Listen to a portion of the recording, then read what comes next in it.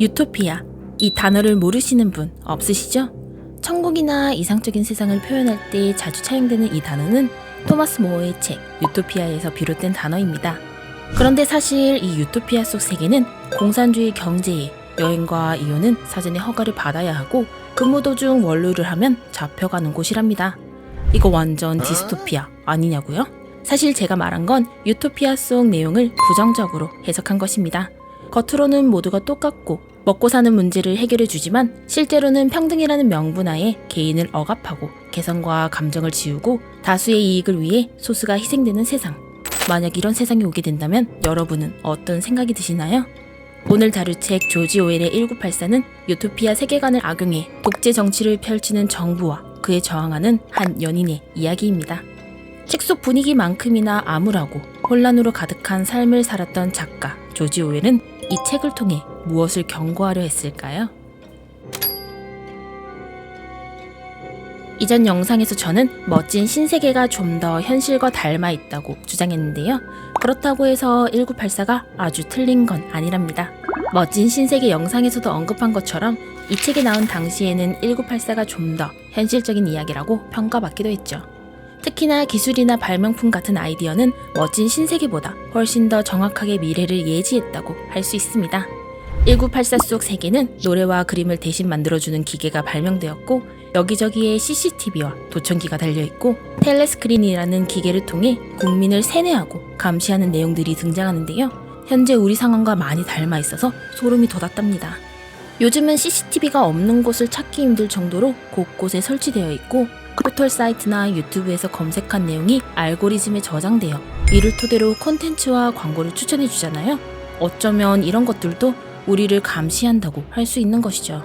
AI 예술을 다룬 영상에서 유발 하라리의 강의를 잠깐 언급했는데 여기서 시청자의 반응을 추적하고 이를 반영하는 기술이 TV에 적용될 거라는 주장이 나왔었는데요. 작품 속 텔레스크린의 의도와 비슷하다는 게 생각났어요. 그리고 사람을 대신해 노래와 그림을 만들어주는 기계도 챗GPT나 노벨 AI, 리튼 같은 AI 프로그램이 떠오르더라고요. 이런 세세한 내용을 제외하더라도 소련이나 중국, 북한 같은 일당 독재를 택하고 있는 나라를 보면 정확하게 미래를 예지했다고 할 수 있습니다. 조지 오웰은 소련과 스탈린주의를 적극적으로 비판했는데 이로 인해 반공주의자, 무정부주의자라는 의혹에 휩싸이게 됩니다. 아이러니하게도 오웰은 민주사회주의자로 유명한데요. 그럼에도 소련을 비판한 건 자신이 직접 겪었던 사건 때문입니다. 오웰은 식민지에서 경찰로 일하다 관둔 후 작가 데뷔를 한 케이스인데 이때 스페인 내전에도 참여하게 됩니다. 파시즘에 맞서 싸우겠다는 열정으로 참여했지만 정작 스페인은 전쟁보다는 내부 분열과 정치 싸움으로 큰 문제를 겪고 있었습니다. 이때 스탈린주의 세력이 다른 공산주의 세력과 무정부주의 세력을 학살하는 사건이 벌어지면서 의용군으로 참여했던 조지 오웰에게도 불똥이 튀게 됩니다. 이후 발표된 오웰의 작품들은 이 시기의 경험이 녹아있거나 또는 공산국가의 모순적인 모습을 비판하는 성향이 강한데요. 특히 동물농장과 1984는 작품 곳곳에 나치의 파시즘, 소련의 스탈린주의를 비판하는 건 물론 전쟁과 전체주의를 경계하는 목소리가 담겨 있습니다. 1984 속 세계는 오랜 전쟁과 핵 공격으로 여러 나라들이 무너지고 합쳐지기를 반복하다 세계의 거대 국가로 세력이 나뉘게 됩니다. 이 중 오세아니아라는 나라가 작품의 주 무대인데요. 여기는 과거 영연방에 속해 있던 국가들, 영국, 미국, 호주를 비롯한 나라들이 합쳐진 곳입니다.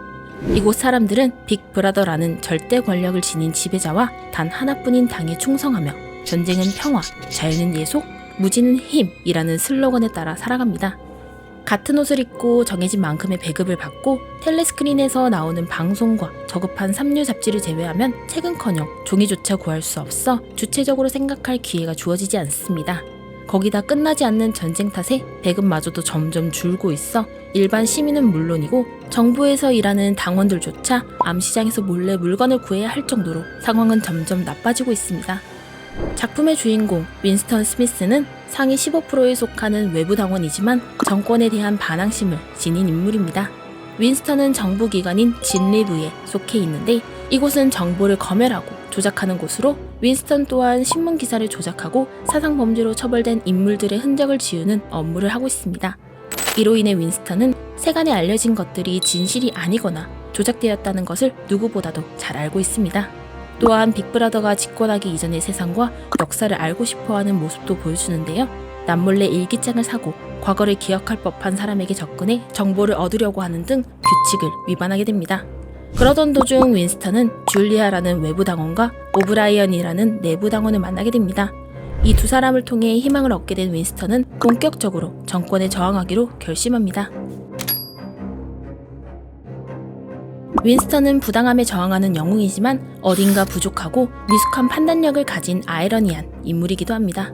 사상경찰에 쫓길지도 모른다는 두려움을 가지면서도 잘못된 판단을 함으로써 결국 파멸에 이르는 최후를 맞게 됩니다.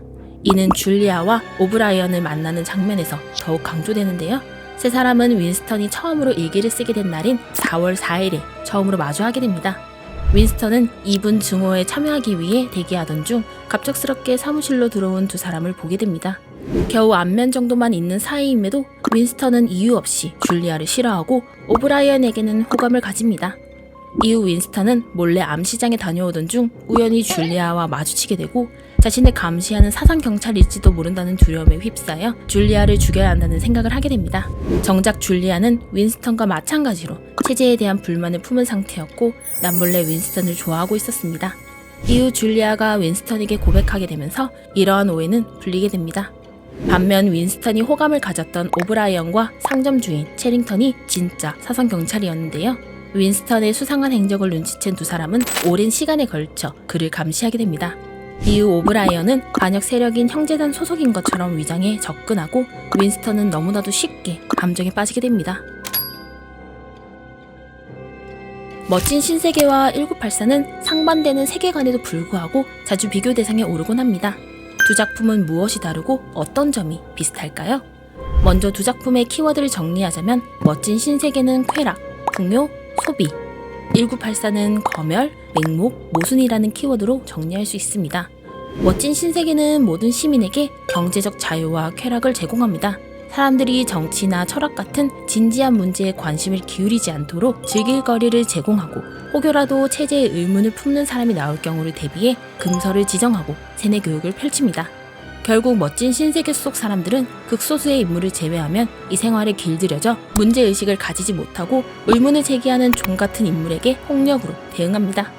반면 1984는 디스토피아 하면 생각나는 억압적이고 폭력적이며 절제된 분위기인데요. 이 세계에서 쾌락은 물론이고 인간의 개인적인 감정과 생각까지도 말살된 상태입니다.